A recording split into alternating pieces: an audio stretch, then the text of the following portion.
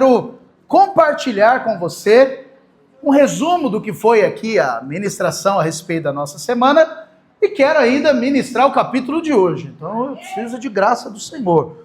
Aleluia. Eu vou tentar fazer até meio-dia. Eu sei que você fica com fome, mas você aguarda aí, em nome de Jesus. Amém? Feche seus olhos, pede para o Senhor falar o seu coração.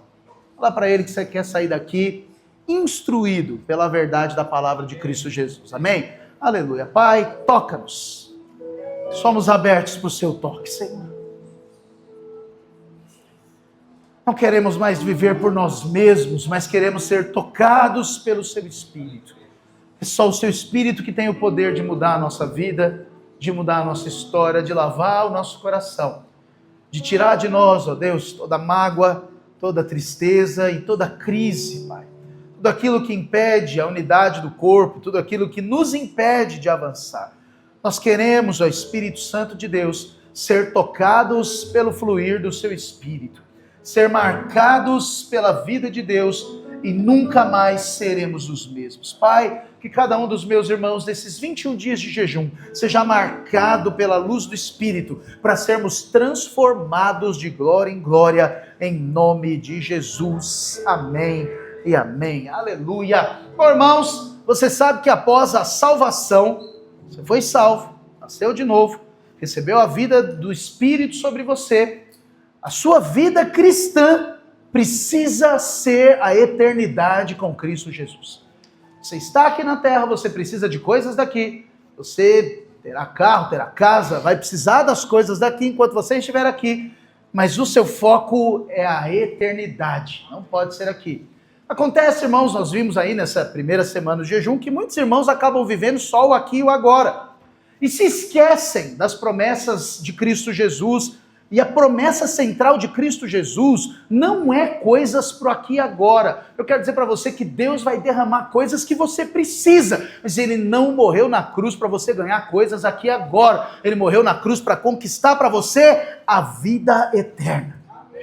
Ele deu para você a vida eterna, porque você não tinha condição de adquirir essa vida sem Ele. Agora, é muito importante que a gente possa compreender essa realidade, que a gente possa ganhar vida da parte de Deus. E é muito importante não só que você compreenda, mas que você viva essa realidade de Deus na sua vida.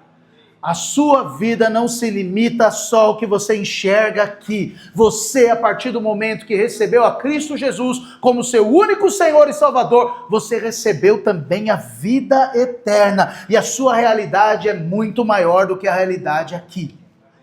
Então, irmãos, se você analisar na palavra de Deus, você vai ver que os apóstolos, depois que eles receberam Jesus, eles se tornaram apóstolos do Cordeiro, e Jesus morreu, ressuscitou, as prioridades deles mudaram. A vida deles foi impactada. As bênçãos dessa vida são importantes, mas elas são temporárias. Tudo que você pode ter aqui é temporário. Um dia você vai embora para a glória. Você já ouviu isso, você tem certeza. Você não vai levar nada para o caixão. Eu acho esse negócio um pouquinho raso, porque você não se resume àquilo que vai terminar lá dentro de um caixão enterrado. Você vai ter uma vida que é eterna. Eu fico impressionado, eu gosto muito de história, eu fico impressionado de ver os contos e os homens europeus que vieram para o Brasil, vieram para a América do Sul para encontrar tesouros, e um dos tesouros era a fonte da vida eterna, sendo que a fonte da vida eterna está num livro de capa preta que estava na mão deles. A fonte da vida eterna é Cristo Jesus. Morreram, perderam a vida e gastaram milhões para encontrar uma coisa que estava acessível, que é Cristo Jesus. Então presta atenção, a sua vida não se resume ao que você vê aqui. Então, como cristão, você é chamado hoje para viver alinhado aos valores celestiais, aos valores do reino. Você não é só o que você enxerga aqui. E as suas escolhas precisam refletir esses valores celestiais. Suas escolhas têm que refletir o reino.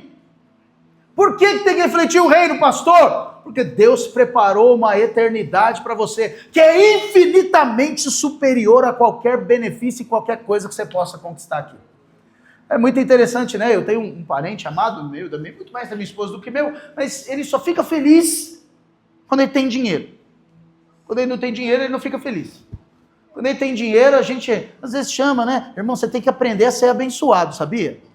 Você precisa aprender a ser abençoado. Às vezes tem gente que quer te abençoar e você não quer receber a bênção. Recebe bênção no nome de Jesus. Então eu me lembro de muitas vezes os familiares falarem para esse nosso parente assim, ó, vamos viajar, eu não tenho dinheiro, eu pago, mas eu não tenho dinheiro. Irmão, se você me chamar para viajar e você pagar, eu vou na hora. Você também, aleluia. Você não vai precisar insistir muito. Você vai falar, vou levar você para viajar, tá tudo pago, eu vou aceitar, viu? Não faz se você não quer me levar, que eu vou aceitar na hora. Esse negócio de, não, eu não vou negar por educação. Não, nessa hora eu sou mal educado. Se você me chama, eu vou. Louvado seja o Senhor, aleluia. Mas por que ele não quer ir? Porque ele não tem dinheiro. O dinheiro é algo importante, mas é daqui. É para você viver coisas aqui. Ele não é eterno. Não é. E presta atenção, porque de maneira nenhuma eu estou dizendo que você não precisa de recursos, você precisa. E tenho orado para o Senhor te abençoar, para você viver vida tranquila aqui. Mas o dinheiro é unicamente para cá. Ele não presta para mais nada, ele não é celestial. Ele é para viver seus dias aqui. Ele não é o centro da sua vida. É por isso que semana após semana, você nunca ouvirá nesse púlpito um dos nossos pastores subir aqui e dizer para você que se você não ofertar, não dizimar, você vai ser amaldiçoado. Não vai, porque bênção eterna veio sobre você, porque você é filho amado de Deus, e não pelo que você faz. Seu dinheiro não compra o Senhor. Seu dinheiro vai pagar ar-condicionado, vai pagar energia elétrica, vai pagar aluguel, mas não compra o Senhor, você continua sendo amado por Ele. Eu sei que isso não é muito usual de você escutar. Você escuta muitas vezes o contrário. O seu dinheiro não vale nada diante dos céus, porque ele é terreno, ele é para ser usado aqui. Então, irmãos, porque pastor, por que você está falando isso? Porque as coisas aqui da terra não podem definir você. Não podem definir a sua alegria. Não podem definir o seu trabalho, por melhor ou pior que seja. Não pode definir a sua alegria. Irmãos, eu amo a minha esposa, mas se o meu casamento com ela definir a minha alegria, eu sou o mais miserável de todos os homens. Seu casamento não pode definir sua alegria. Seus amigos não podem definir sua alegria. Você precisa de pessoas. Não dá para você viver eremita, no topo da montanha isolado, no monastério trancado sozinho. Esse não é a vontade de Deus para você. Mas as suas amizades não te definem. Nem o ter e nem o não ter. Elas não definem você. Por quê? Porque elas são coisas do aqui e do agora, que você vai usar aqui e agora. Mas você tem a eternidade toda para viver com o Senhor. Isso é que define você. Esse é que tem que ser o alvo da sua vida. O alvo da sua vida não tem que ser aceito pelas pessoas ao seu redor. Algumas pessoas têm o alvo de ficar milionário. Eu não tenho problema nenhum com isso. Fique milionário, no nome de Jesus. Mas o alvo da sua vida não tem que ser só ser milionário por si só. O alvo da sua vida tem que ser conquistar um reino que Cristo já conquistou para você por meio da cruz. O alvo para você é uma vida maior do que as coisas daqui. Então, resumindo de maneira muito rápida, no capítulo 1, irmãos, nós aprendemos que muitas práticas e preocupações da vida presente, que práticas e preocupações? Trabalho, filho, dinheiro, emprego, circunstâncias da vida terrena, elas se tornam pesos. E nos afasta da eternidade. Por que nos afasta da eternidade? Você já reparou que quando você está com a preocupação, a única coisa que fica na sua mente é a preocupação? Você está com uma enfermidade. A única coisa que toma o controle da sua mente é a enfermidade. Você está devendo dinheiro. Gastou mais do que devia ou não recebeu o que esperava. Está devendo dinheiro. Você já reparou que isso toma conta da sua vida? Rouba a sua alegria. Rouba a sua paz. E aí você vai dormir, o que você pensa? Você pensa na eternidade? Não, você pensa nas contas que tem para pagar. A eternidade se tornou o quê? Um peso. Ela é daqui, as coisas são daqui, você precisa delas, mas elas não podem se tornar um peso na sua vida. Então, a promessa de Cristo Jesus para você é a vida eterna. Agora, o nosso desafio nesses dias é viver com essa promessa como uma realidade, não só como uma perspectiva futura. Porque tem muita gente que nem pensa na vida eterna, porque ele está tão ocupado com os negócios daqui, tão preocupado com o dinheiro, com o filho, com casa. Querido, eu vou te contar um segredo. Um segredo que eu acho que talvez você não percebeu. O pastor Og poderia falar desse segredo melhor do que eu, porque os filhos do pastor Og são adultos já. A partir do dia que a sua esposa, ou seu marido, não, sua esposa, tem que ser a esposa. Sua esposa chegou para você e falou que está grávida, você vai ter uma preocupação natural com seus filhos até eles ficarem velhos. Até você ir para a glória. Eu passei uns problemas de saúde, né? Estou fazendo uns tratamentos, estou muito melhor, louvado seja o Senhor, mas eu não fico contando os problemas de saúde que eu tenho. Agora, os irmãos estão próximos, eles percebem, falam, o pastor não está bem, está esquisito, oro pelo pastor. Aí toda vez que eu encontro meu pai está ali, ele fala para mim, você está me escondendo alguma coisa? Por que todo mundo ora por você o tempo inteiro? Eu acho que você não está me falando tudo. Eu não falo nada para ninguém. Às vezes nem para minha esposa, para não preocupar ela. Eu vou para o Senhor, mas eu tenho 45 anos, até hoje meu pai preocupa, porque é pai. Então preocupação natural você vai ter a vida inteira. A vida toda. Se isso ocupar você, você vai tirar os olhos do que é eterno. Você vai perder, por uma preocupação aqui, o que é eterno para você. Então, Paulo nos chama a pensar nas coisas lá do alto, onde Cristo vive. Seja isso que ocupe o meu e o seu pensamento em nome de Jesus. Amém? No capítulo 2 nós aprendemos que nós fomos criados à imagem da Trindade. E entender isso vai definir como nós viveremos. O que é isso? A Trindade, Pai, Filho e Espírito, vivem em perfeita harmonia. Deus chamou você para viver em perfeita harmonia com tudo aquilo que Ele criou. Isso inclui todas as circunstâncias com seus irmãos. Então olha só, no primeiro capítulo eu fui chamado a não me preocupar com as coisas daqui. No segundo eu fui chamado a entender como eu tenho a vida e o céu vive em harmonia, eu vou viver em harmonia pela glória de Deus também.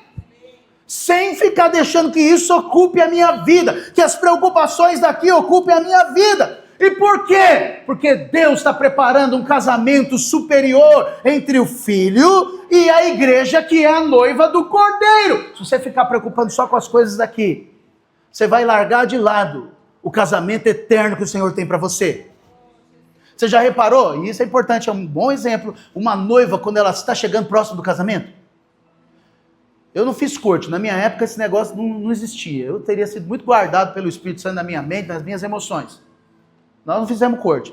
E resolvemos assim, namoramos 7 anos, aí um dia olhando para a cara do outro, vamos casar? Vamos. Quando? Daqui 3 meses. É muito juízo, né?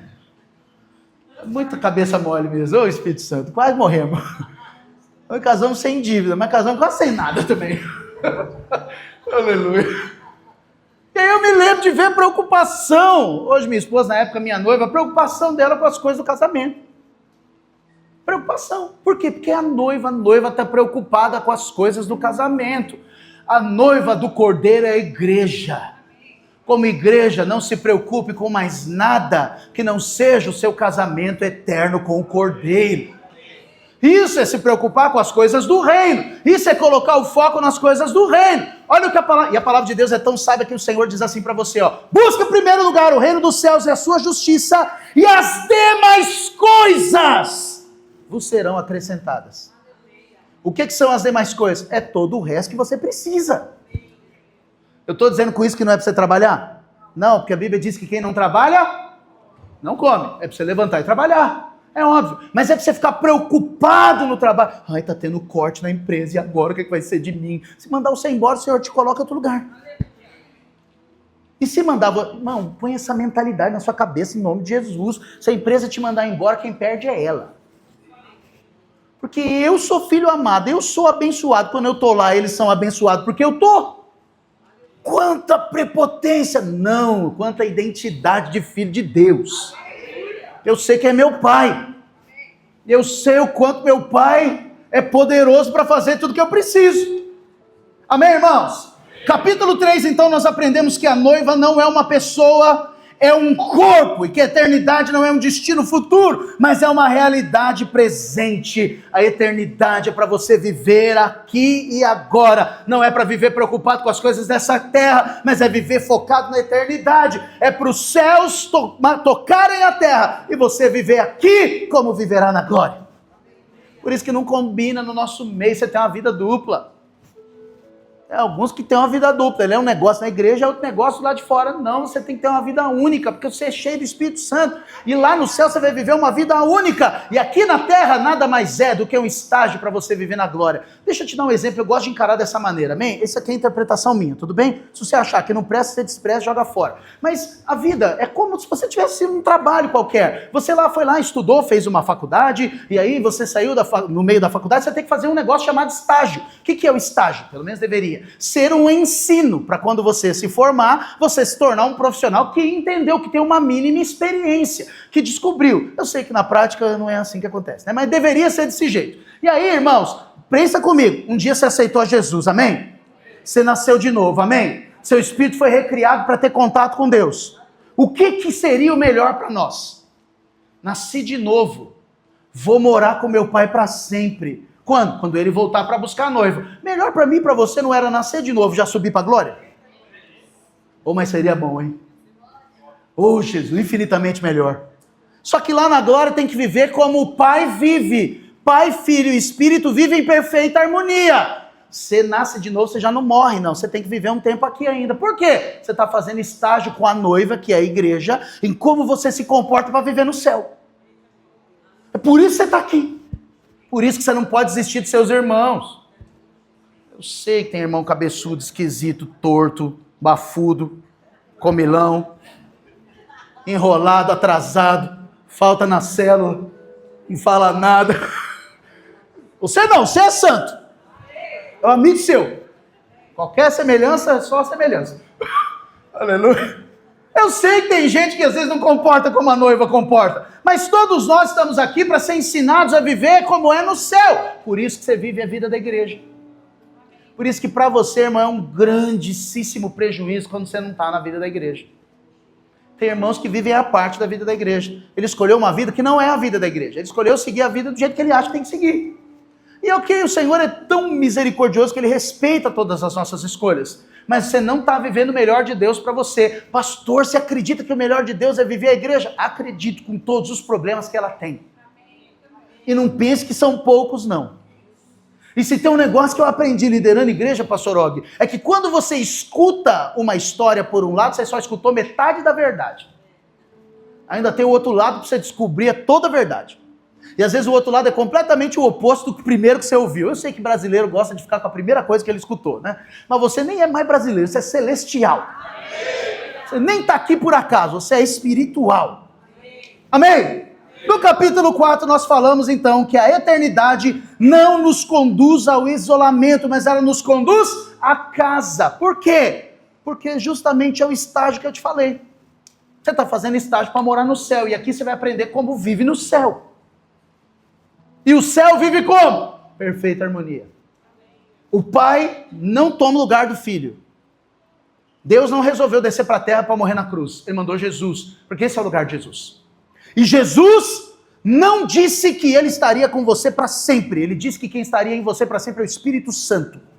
Porque o Pai, o Filho e o Espírito têm o seu lugar e cada um respeita a autonomia e a autoridade do outro. Jesus morreu, subiu e vai voltar para te buscar. Enquanto Ele não veio te buscar, Ele deixou o Paracleto, o Espírito Santo, para te conduzir. É por isso que eu fico em crise quando alguém fala que Jesus é seu Paracleto. Eu fico, meu Deus do céu, que erro teológico gravíssimo. Isso é gravíssimo.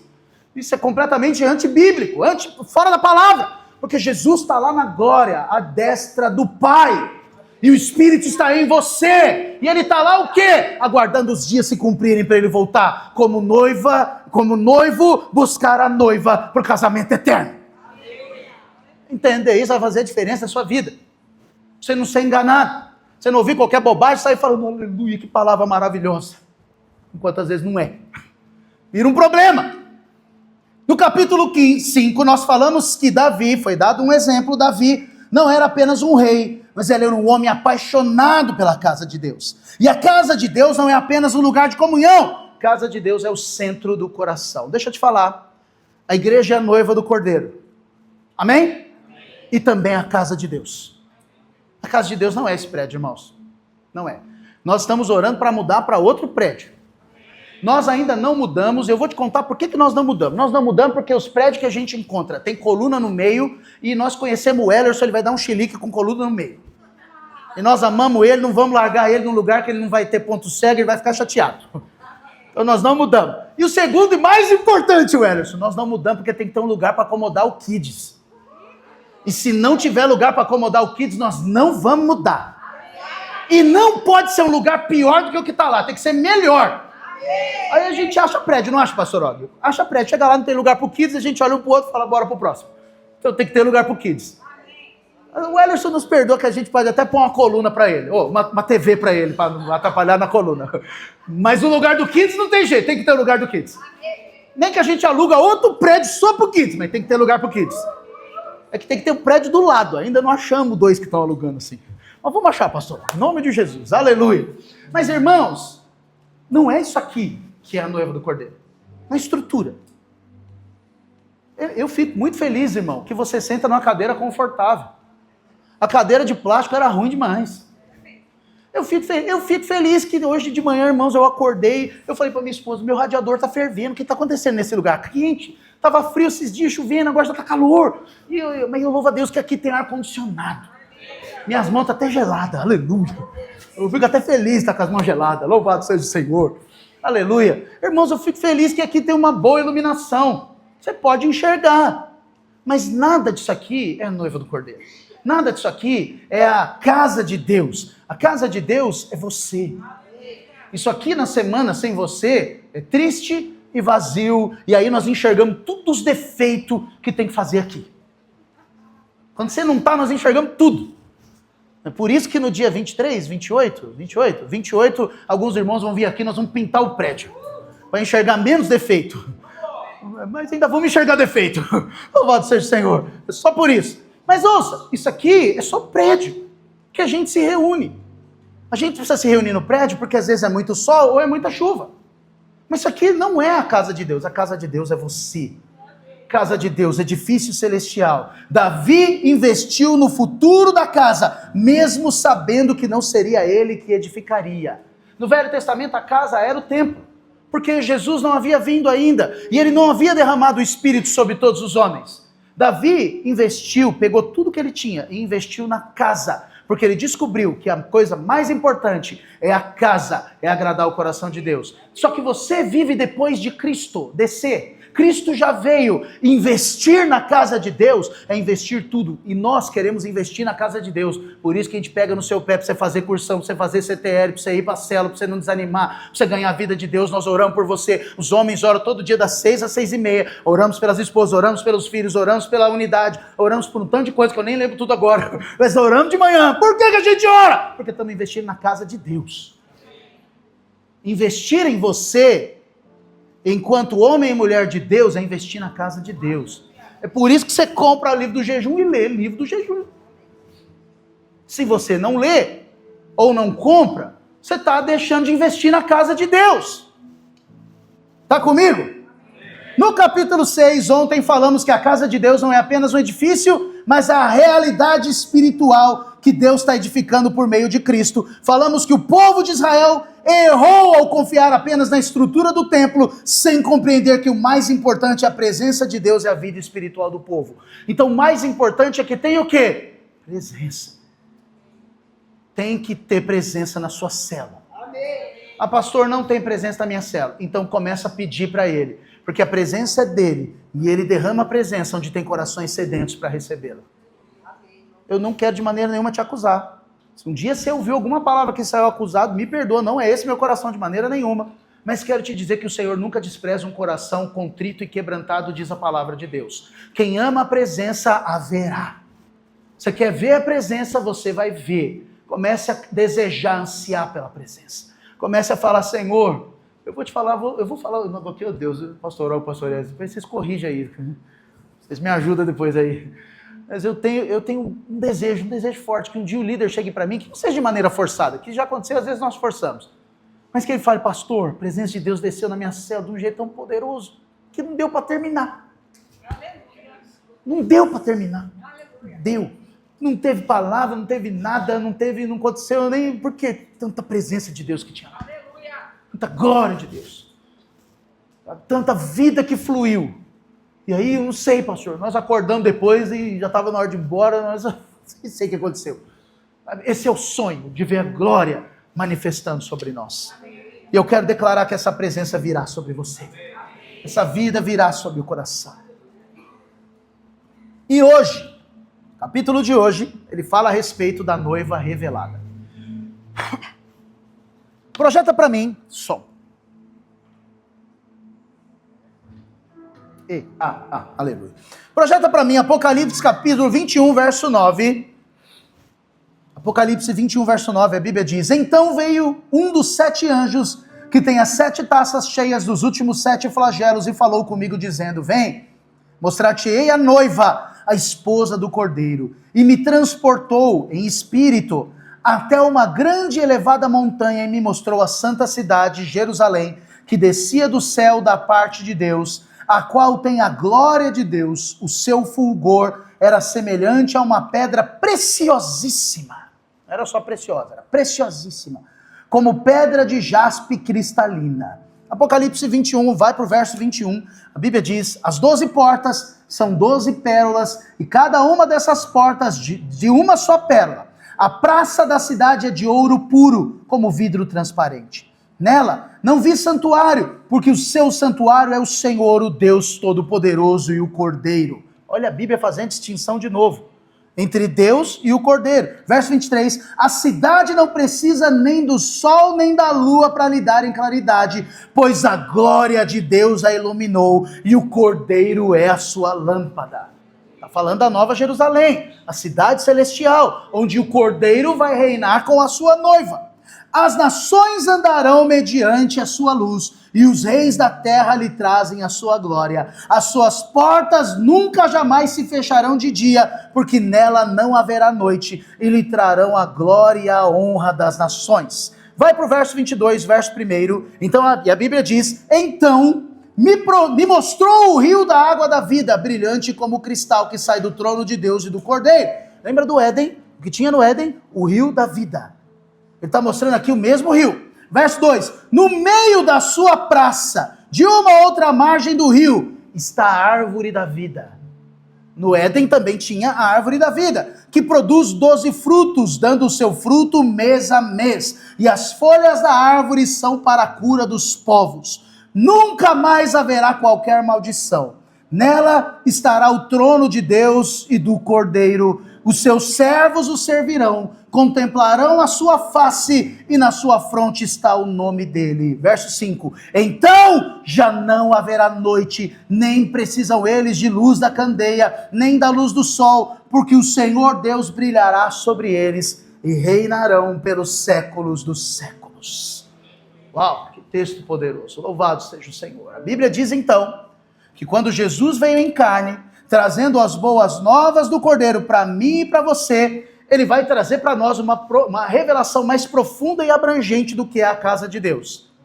Ele veio esclarecer para mim e para você que a casa de Deus, a Nova Jerusalém, também é a noiva do Cordeiro que ele está preparando. Então, no capítulo anterior, se você ler o capítulo anterior, ele falou lá que o templo de Zorobabel foi ampliado por Herodes. E ele era um monumento, era algo daqui.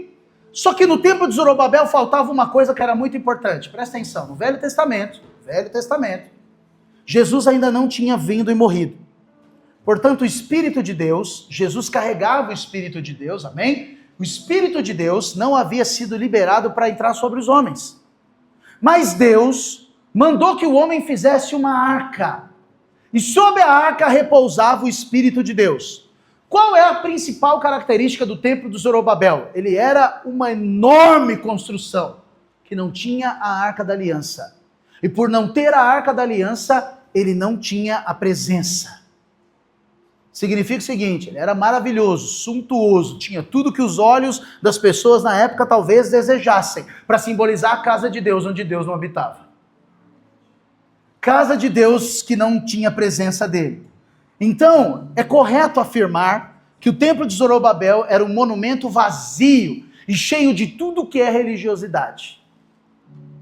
Estar por estar dentro da igreja é a mesma coisa. Ser vazio e cheio de religiosidade. Por isso que o céu é o seu lugar e a terra é o lugar para você viver como o céu vive. Cheio da presença de Deus. Agora, falando ainda do templo de Zorobabel, essa falta da arca era algo que Deus planejou. Deus planejou que a arca não estivesse lá. A presença da divindade do Antigo Testamento era representada pela Arca da Aliança. Só que se a arca estivesse lá, como que eles iriam entender que Jesus carregava a presença? Quando a arca sai de cena e a presença de Deus sai de cena ali daquele lugar, Jesus então pode aparecer como aquele que carrega a presença de Deus. Jesus então anda pela terra fazendo milagres, operando milagres, liberando vida, curando enfermos, ressuscitando mortos, porque a presença de Deus era com ele. A presença, quando Jesus veio, a arca realmente não poderia estar, porque a arca concorreria com a presença de Cristo Jesus. E aí, então, como a arca não está mais, a glória era Cristo Jesus. Colossenses capítulo 2, verso 9, a Bíblia diz, porquanto nele habita corporalmente toda a plenitude da divindade. A arca deixou de existir para aparecer a glória de Deus que é Cristo. E se você não sabe, apenas uma curiosidade, amém? Estão procurando a Arca da Aliança até hoje. E eu tenho plena convicção que eles não vão achar. Porque a Arca da Aliança, que simbolizava a presença de Deus, não vai mais existir. Porque a glória da presença de Deus é Cristo Jesus manifesta aos homens. Eles estão procurando a Arca como um artefato histórico. Mas se quiserem a presença é Cristo revelado sobre eles. Então, enquanto os religiosos praticavam os seus ritos sem a presença, o mais interessante é que não tinha mais a arca, mas a religiosidade continuava. Os ritos eram feitos sem a presença, sem a glória, sem ter o que fazer. Enquanto eles estavam fazendo isso, a presença estava andando no meio deles por meio de Cristo Jesus. E se eles fossem íntimos de Deus, perceberiam que em Cristo Jesus é a presença dele. Só que o religioso, irmãos, ele não é acostumado com a presença. A presença de Deus é algo inédito para o religioso. Ele não sabe lidar com a presença de Deus. Ele entra em crise. Ele passa diante da presença de Deus e ele não percebe. Foi isso que aconteceu na época de Jesus. Tudo o que aconteceu no Antigo Testamento foi só uma sombra das realidades espirituais do Novo Testamento. Qual a realidade espiritual do Novo Testamento? Cristo, o Messias, sendo claro e trazendo vida sobre a terra. No Velho Testamento, antes do templo, eles tinham o tabernáculo. O tabernáculo também apontava para Cristo. Os templos construídos eram para apontar para Cristo, mas faltava a compreensão de uma realidade. E os religiosos transformaram os templos, os prédios, como se eles fossem a verdadeira casa de Deus.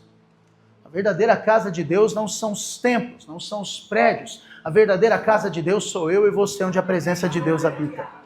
No Velho Testamento, precisava do lugar santo, precisava da Arca da Aliança. E quando a Arca da Aliança estava lá dentro, lugar santo, santíssimo lugar, ele era cheio da glória de Deus. A Arca da Aliança já não existe mais e os templos, naquele sentido, perderam o efeito. E a Arca e a presença que veio por meio de Cristo Jesus, que foi para os céus e derramou o Espírito, está em mim e em você. E eu e você precisamos ganhar a realidade dessa presença. Jesus deixou claro, irmãos, que Deus procurava pessoas para fazerem parte dessa noiva do Cordeiro. A Bíblia diz que Deus estava procurando pessoas que o adorassem em espírito e em verdade. Como a que adora em espírito e em verdade? Somente cheio do Espírito. Somente como noiva do Cordeiro, adornada, santa, ataviada. Como é que é santo? Não é santo porque você resolveu ser santo. Não é santo porque você resolveu olhar a sua conduta. Às vezes a gente lê esse texto e pensa, não, tem que ser santo como Cristo é santo, então eu não posso errar, não posso pecar. E quando você erra e peca, o diabo que está à espreita, está ao vosso derredor, ele vem e começa a falar, você não é crente não, você vive pecando. E ele fica te acusando. E aí o cara passou a bênção na sua vida, vira um enorme problema, porque você não entendeu que ser santo como Cristo é santo, é ser cheio do Espírito como Cristo era. Tal qual ele é, nós somos nesse mundo. Ele derramou o Espírito para que você seja cheio dele. Cheio da vida, cheio do favor, para que você, o Espírito é o que te conecta com as realidades divinas, é o que te conecta com a glória de Deus. Jesus veio falar de amor, de prazer, de alegria, satisfação, de viver eternamente. Jesus não veio falar de viver fazendo troca. As pessoas gostam de fazer troca. Nós já participamos de alguns cultos, eu já participei de alguns cultos que me dá desespero. Porque toda hora é arrependimento, arrependimento, arrependimento. Teve um último que participou, que eu fiquei orando, eu estava no meu lugar falando, ó Deus, deixa eles me chamar para orar. Senhor, chama eu para orar, Deus. Fala com eles, porque eu vou subir lá, vou falar do amor do Senhor. E aí, eu falei, acho que o Senhor me ouviu. E os irmãos falaram, pastor, você ora? Eu falei, oro. E aí, você sabe que eu orei? Eu falei, você não tem mais que se arrepender, porque você é amado. Você tem que correr para a presença e receber a presença. É impressionante como o ambiente muda. Pastor, você fez isso de propósito? Fiz, para não ter ninguém que subir depois e falar, se arrepende. Porque o fato não é o que você faz. O fato é em quem você crê. Pois sei em quem tenho crido e também sei que Ele é poderoso para fazer infinitamente mais. Não é por mim, é por Ele, é para Ele. E por meio dEle é que são todas as coisas. Não depende de mim. Nem a glória e a presença dependem dEle. Você não convence ninguém. Quem convence é Ele. Você só fala, você só é um instrumento usado para conduzir, para liberar a vida. Mas a glória é toda dEle. Entender essas realidades vão fazer toda a diferença na sua vida. Jesus veio deixar claro que a noiva veio e foi chamada e desafiada a viver eternamente com Ele. E esse chamado só vai ecoar dentro do coração daqueles que conseguiram olhar para o mundo e entender que o mundo não tem nada de bom, que tudo o que é superior está na presença dEle. Quando que o chamado queima? E eu não estou falando chamado de ser pastor não, filho, é muito mais do que isso. Chamado de você entender que foi chamado como noiva, santa, adornada, ataviada para viver na presença dEle. Quando que isso queima? Quando as coisas do mundo perdem o valor. Porque enquanto as coisas do mundo ficam ocupando a sua mente, a nossa mente é muito pequena, irmãos. Salvo as mulheres que conseguem fazer duas coisas ao mesmo tempo. Os homens não conseguem não, é uma só. Por isso que quando o homem está preocupado, ele fica só preocupado. Não dá para ter duas coisas. As mulheres conseguem ficar preocupadas e conseguem ainda preocupar o homem. Aleluia. Os homens conseguem só ficar preocupados. Aleluia. É só semelhança, estou falando de sua casa não. É só semelhança. Louvado seja o Senhor. O Senhor te chama para abrir mão das preocupações e olhar para Ele. Com dinheiro, sem dinheiro. Com gente ou sem gente. Com vacas nos currais ou sem elas. Com a vide no campo ou sem nada para ter. Tudo é para a glória dEle, tudo é por meio dEle, tudo é para Ele. Ele é o centro de todas as coisas. Os discípulos de Jesus esperavam que Jesus restabelecesse o reino de Davi aqui na terra, em Canaã. Só que Jesus não veio para isso. Jesus veio para estabelecer o reino de Deus e trazer a glória que não tem fim. E é isso que Paulo diz que o Senhor veio fazer conosco. Ele fez isso comigo, com você, o dia que ele foi para a cruz e declarou: está consumado. Quando ele abriu a boca para falar na cruz, está consumado, ele transportou você do império das trevas para o reino do Filho do seu amor. É por isso que eu falo muito para os irmãos: não adianta ficar pegando no pé do povo, como fala, como veste. Não. Se ele entender que saiu do império das trevas e foi transportado para o reino, as coisas vão mudar. O problema é que alguns saíram do império das trevas, mas quer viver como vive lá. No império das trevas, você vivia falando palavrão, você colocava roupa esquisita, você era todo esquisito. No reino, você é semelhante ao rei. Você faz parte da corte do rei. Jesus é o que, irmãos? O rei dos? Rei dos? Você já viu algum rei se vestir de qualquer jeito? Você já viu algum rei usar qualquer roupa? Você já viu algum rei falar qualquer coisa? Reis têm postura. Por que é do reino e vive como se estivesse no império? Porque ainda não entendeu que está no reino e está vivendo preocupado com as coisas daqui. E foi isso que a gente falou a semana inteira. Esquece as coisas daqui para viver as coisas de lá. Não viva mais como no império das trevas. Viva agora como quem está no reino. Qual é o padrão do reino? Cristo Jesus é o padrão do reino. Sede meus imitadores, como eu sou do Pai. Jesus falou: me imita, porque eu estou falando, eu imito o Pai. Se você me imitar, você vai entender como vive no reino. Ele não usurpou o lugar de Deus ainda podendo. Ele imitou ao Senhor para ensinar você o que tem que fazer. E ele imitou ao Senhor andando na terra. Quando ele andou na terra, o que ele fez? Fez discípulo, curou pessoas e expeliu demônios. E é isso que eu e você fomos chamados a fazer. Conseguiu entender qual que é o seu papel? Eu estou resumindo tudo aqui, porque senão não vai dar tempo de eu falar tudo. Aleluia. Esse é o nosso papel. Você foi chamado para isso. Isso é ser noiva do Cordeiro. Então, não tem problema nenhum você, quando tem alguém no hospital, ligar para mim, pastor Olho, pastor Edson, para a gente ir lá. Você tem autoridade.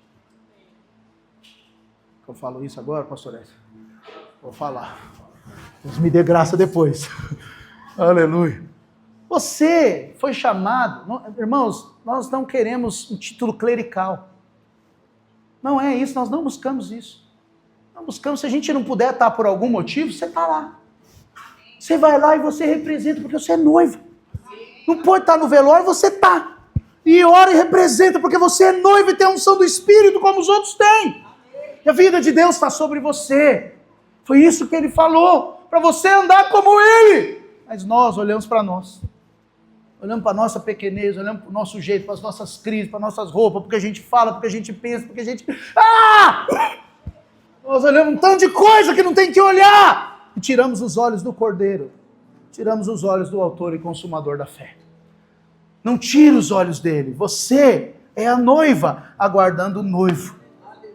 Eu vou fechar falando a respeito do noivo. A primeira menção no Novo Testamento, chamando Jesus de noivo, foi o próprio Jesus, e ele se autoproclamou como noivo. E as pessoas o questionavam. Questionavam o quê? Por que seus discípulos não jejuam? Sabe o que Jesus respondeu? Por acaso os convidados do casamento não vão desfrutar do casamento enquanto o noivo está presente? Não precisa, o noivo está aqui. E ele falou que ele era o noivo. Você pode ler depois Mateus capítulo 9, verso 14. Se Jesus é o noivo, todo noivo precisa do quê, irmãos? De uma noiva. O Mateus é noivo da Viviane. Menos eu acho que é, né, Mateus? É, né, Viviane? Aleluia. Ela sabe, Mateus, aleluia.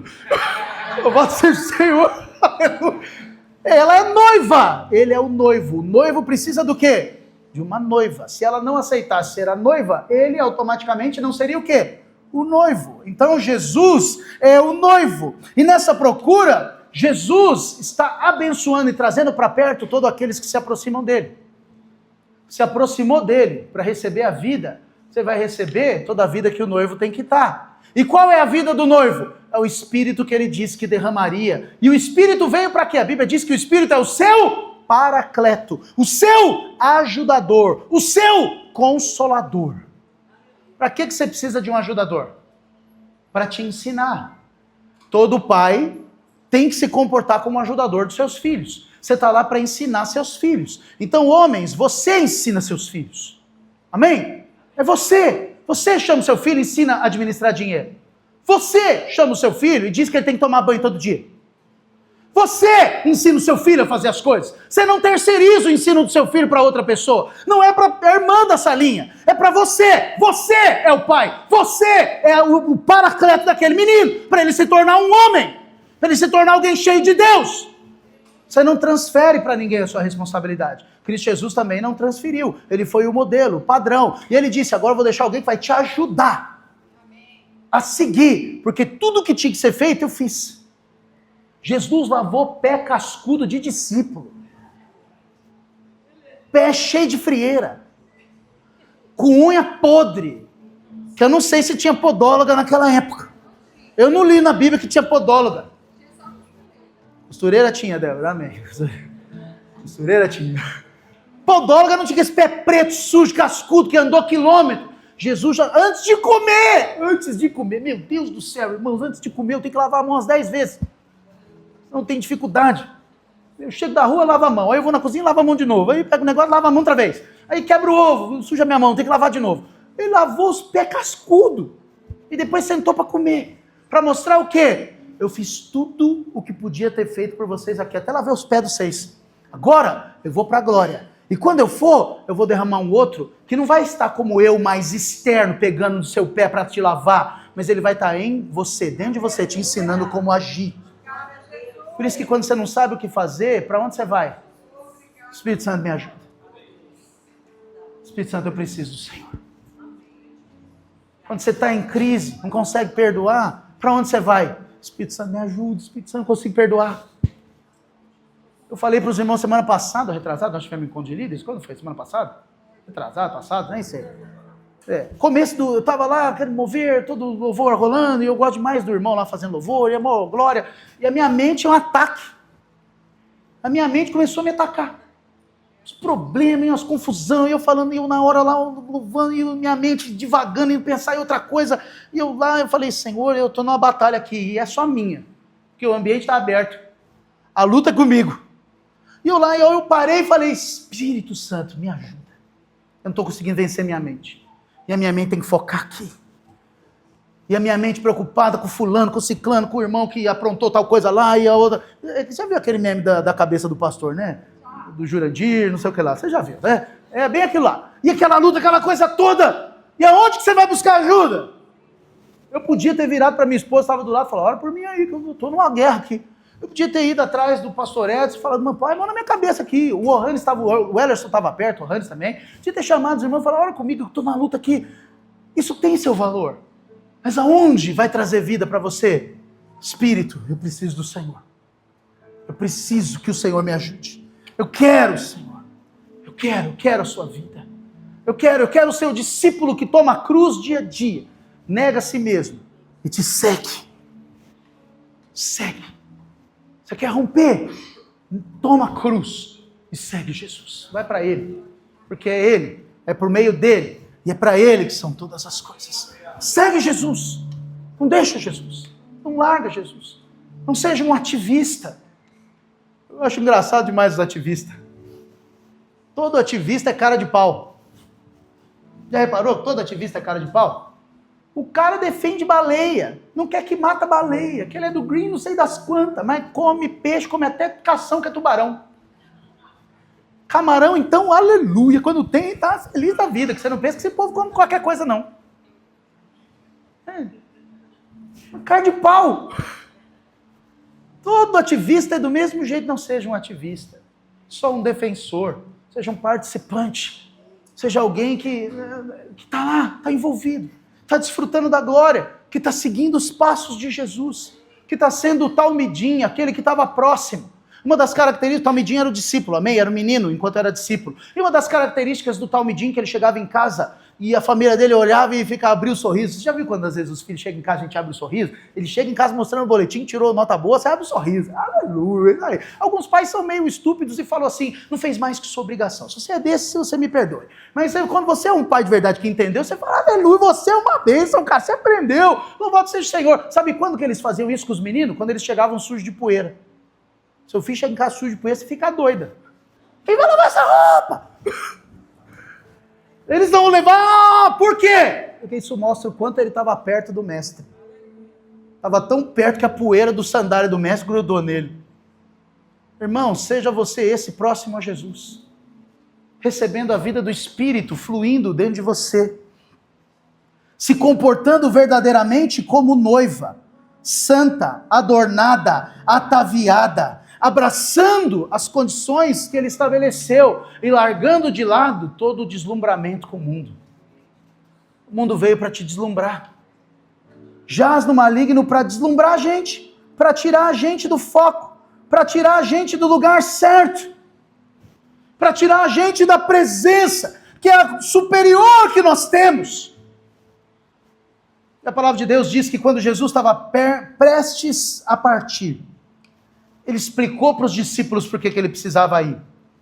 Ele disse que ele iria para preparar um outro lugar, onde nós passaríamos a eternidade para sempre, reinando com ele pelos séculos dos séculos. E quando ele terminasse de preparar esse lugar, ele voltaria para nos levar de volta para casa, para vivermos eternamente na casa de Deus com ele. Esse lugar é a casa de Deus, que também é a noiva do Cordeiro. E ele está trabalhando em mim e em você. E quando terminar o trabalho, ele volta para nos buscar. Por isso que a Bíblia diz, você é tão espiritual, você talvez não se deu conta. É nessas que eu tomo pedrada, viu? Você é tão espiritual, talvez você não se deu conta, que a Bíblia diz que você nem morre, você dorme, aguardando o dia da vinda dele. Porque o ímpio morre, porque morre para ter Jesus, senão você está dormindo. Porque quando ele voltar, ele não vai te ressuscitar para te julgar, vai te ressuscitar para você morar com ele. Eu só estou esperando a glória. Então, é por isso que Paulo falou, viver para mim é Cristo, morrer é lucro. Lucro por quê? Porque eu já não vou estar mais tendo que me preocupar com as coisas daqui, a obra terminou, e eu estou esperando ele voltar, para ressuscitar e viver com ele. E por que eu viver é Cristo? Porque enquanto eu estou aqui, eu vou dar minha vida e meus dias por ele, e para ele, são todas as coisas. É por isso que não tem lugar para picuinha, para crise, para mágoa. Resolve. Resolve, tem crise, resolve. Pede os perdão que tem que pedir. Avança, muda de faixa, ignora. Pensa o bem. Resolve pensar o bem. Ah, mas o fulano falou, pensa o bem. Ah, você é muito ingênuo. É melhor, estou sendo ingênuo porque eu quero. Entenda. Decida pensar o bem. Decida olhar para o irmão e falar, não, ele é uma bênção. Ah, mas não está sendo muito não. Mas ele só não sabe. Conta para ele que ele é uma bênção. Vai mudar o patamar. Mas nós queremos contar, nós queremos é dar situada nas pessoas. Nós queremos é contar para as pessoas o quanto elas são chatas. Só que elas já sabem. Não precisa de você contar. Porque o seu irmão também tem o Espírito Santo. E acredita, o Espírito Santo fala com ele. O Espírito Santo trata com ele. O Espírito Santo não está tratando porque meu irmão é muito duro. Ora por ele. Vai para Deus então e fala, Senhor, eu estou achando que você não está tratando ele porque ele é duro. Amolece essa casca dura dele. Mas não esquece de fazer a segunda parte da oração, que ela é muito importante também. A segunda parte é a seguinte, Senhor, muda meus olhos para eu olhar bem o meu irmão também. Porque assim como meu irmão precisa do Espírito, eu também estou precisando. Eu também preciso do Senhor. Irmão, quando você entender que você não merecia nada, merecia o lago de fogo eterno preparado para o diabo e seus anjos, você nunca mais vai ver julgando nem condenando ninguém. Quando você olhar para você e perceber que você foi perdoado sem merecer, você nunca mais vai tacar pedra em ninguém. Você vai olhar para você e falar, eu é que merecia estar lá. Mas a graça me alcançou e me fez noiva santa e ataviada pelo Cordeiro. E me deu uma nova eternidade. Me deu um novo tempo para viver. Passar a vida vivendo as coisas daqui é desperdiçar tudo que tem. Toda a força, toda a energia. Não desperdiça a sua energia. Não desperdiça a sua força. Não desperdiça. O diabo vai querer colocar tudo em xeque o tempo inteiro. Quando as crises vierem sobre você, eu estou te falando isso por experiência, passei por isso. No momento que eu passei crise, uns anos que eu passei crise, o diabo me assolava dizendo, não valeu a pena. Valeu a pena? Podia ter feito um monte de outra coisa. Ficou aí perdendo tempo com esse negócio. Valeu a pena. Quando você for traído, e você será, porque seu irmão está sendo trabalhado tal qual você. Então ele vai pisar na bola. Faz parte do projeto, faz parte do tratamento para ele que pisou na bola e para você que recebeu o prejuízo. É tratamento para os dois. Faz parte, eu estou te avisando, vai acontecer. Eu espero que não seja eu a pisar na bola com você. Mas alguém vai pisar. Vai acontecer, é fato. Vai ter, é um tratamento, Deus está tratando, está ajustando a noiva por completo, e a noiva não pode permanecer como está. E nós aprendemos como, irmãos? Você aprende na teoria? Sim ou não? Você aprende na prática, filho. Teoria é maravilhosa sobre você, mas você aprende na prática, você aprende no estágio. A teoria vem sobre você e ela é uma bênção, mas na hora que você põe em prática é que você descobre a verdadeira realidade. Então vai acontecer. Quando acontecer, lembra, é tudo espiritual. Nada daquilo. Uma vez eu falei para isso pro irmão e quase me bateu. Como que é tudo espiritual? Porque o natural não discerne as coisas do espírito. O natural está preocupado com aqui e agora. O natural só está preocupado com as coisas dessa vida. O Senhor tem muito mais para você. O Senhor está preparando uma casa celestial. A nova Jerusalém, que por sinal também é a noiva sendo trabalhada, para ele casar com ela a eternidade toda e viver com ela reinando para todos sempre. A noiva sou eu e você, nunca perca isso dos seus olhos. As coisas dessa vida não podem ser superiores às coisas celestiais. As suas dívidas não podem afastar você da presença. Não podem. Todo endividado que eu conheci que largou o Senhor para tentar pagar as dívidas, arrumou mais dívida. Mas dia menos dia se lascou ainda mais. Tudo porque está resolvendo e colocando o coração no lugar errado. Ao invés de seguir o que a palavra diz, busca primeiro o reino dos céus, a sua justiça, ele vai acrescentar o resto. Não, você vai buscar o resto querendo ganhar o reino e a justiça. E a equação deu problema, porque ela está inversa. Busca o reino. Como que eu busco o reino? Sozinho? Não, é para o meu irmão. Às vezes eu vou ser lixado pelo meu irmão. Às vezes ele vai falar coisa que para ele é normal, pela criação dele foi normal, para você é um absurdo. Vou te contar um segredo que o pastor Luiz ensinou a gente, amém? Tem uma palavra que você não pode falar em Goiânia, é a palavra desgraçado. Te ofendi, espero que não, né? Porque o desgraçado nada mais é alguém que não tem graça. Mas lá para Goiânia isso é igual um palavrão, porque para eles é agora, para o paulista isso é o quê? É só uma palavra, que a gente escuta toda hora no trânsito. Basta você fechar alguém que você vai ouvir ela. Entra num lugar sem dar seta, que aqui em Jundiaí a gente não gosta muito da seta, né? Entra nos lugares sem dar seta que você vai ouvir no carro de trás essa palavra aí. Às vezes vai ouvir uma mais feia.